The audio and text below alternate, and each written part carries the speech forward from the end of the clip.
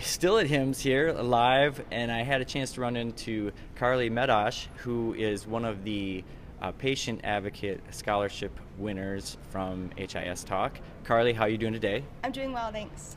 That is awesome. So I was reading and following along the things that led up to this, and I read your overview, and you asked some pretty tough questions that are things that you were curious about. And I'm wondering, during your time here at HIMSS is almost over, have you come to any more clarity about those pretty challenging questions? And maybe you want to refresh our memory a little bit about those questions. Yeah, well, so kind of the things that I'm interested in, I know a little bit about a lot of things, and so I really try to just, represent patients where patients are not necessarily represented. But I'm definitely, not an expert on health data or, meaningful use standards or that kind of, very specific things.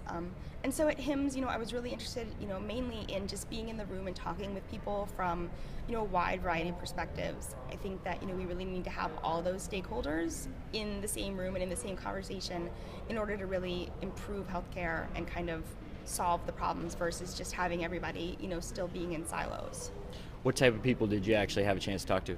So it was actually really cool, and I didn't really realize this kind of until the end of the first day, that HIMSS is probably one of the only places where I'm going to have the opportunity to see some of the health systems and technology from a provider or a hospital administrator's point of view.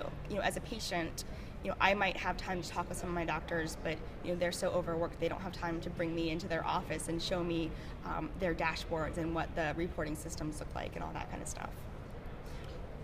So getting closer to the heart, like you asked some questions like, why does it take, why do I only get 8 minutes? How do you feel about that now? Has that changed at all?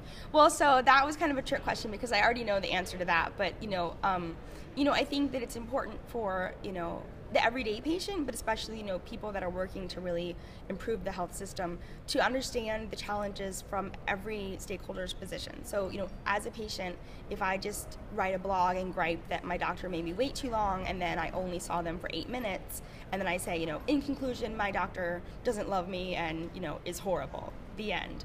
I mean, that's not fair, because the point is that the doctor is under constraints in terms of reimbursement. They're under constraints in terms of their financial situation of having a practice. Most doctors now are part of a larger system. They have bosses and people they report to, and a lot of the decisions, the tools, the electronic tools that they use, they're not choosing those, and they're not being trained properly in how to use them in a way that's going to make their lives easier. So right now a lot of them are catching up on these electronic systems, and it's harder right now. So there's that tension, that friction. And I think a lot of the reimbursement models are changing, which is exciting for me, because doctors will be able to get paid to do more healthcare in the way that patients want it, in terms of telephone consults or telehealth or different things like that, which is going to make it easier to access healthcare for a lot of people. So I know you had kind of a rough week. Can you summarize for the people about your care here in Chicago? Well, so I have Crohn's disease and fibromyalgia, and the other day I had a really bad headache that really quickly turned into a migraine. So someone was kind of laughing the other day. They said that I was engaging in medical tourism because I took a stop over to the ER to get that taken care of. And before you say you shouldn't go to the ER for a situation like that, I tried calling a local clinic, and they weren't able to help me, so I ended up having to kind of go to the ER by default. But overall, HIMSS is sort of like Disney World. If you've never been to HIMSS, the best analogy, Disney World. It's gigantic. There's a ton of different things to see, a ton of different people to talk to, and you can't do it all, and you really have to make sure that you do pace yourself. Even if you're the healthiest person in the world, you definitely have to make sure that you take times to hydrate yourself and rest and wear comfortable shoes. So Disney World. That's good advice. What's the most interesting thing that happened to you this week? I think it's been interesting meeting a lot of people that I know from online, or meeting other people that have heard about me.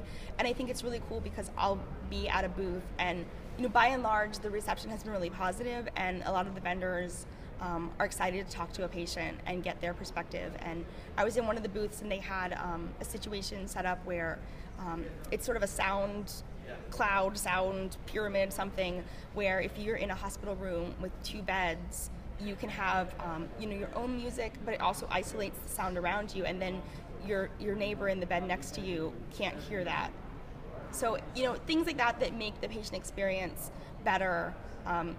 Just even little things that maybe, someone that's never been in the hospital might not think about being a big deal. I think that would make, a big difference. And then the fact that the people in the booth were so excited to talk to me and get, my opinion and test it out, that was really encouraging because, coming in where there's, 20 or 40,000, 43,000 people, you kind of think that you're maybe jumping into a little bit of a Shark Tank.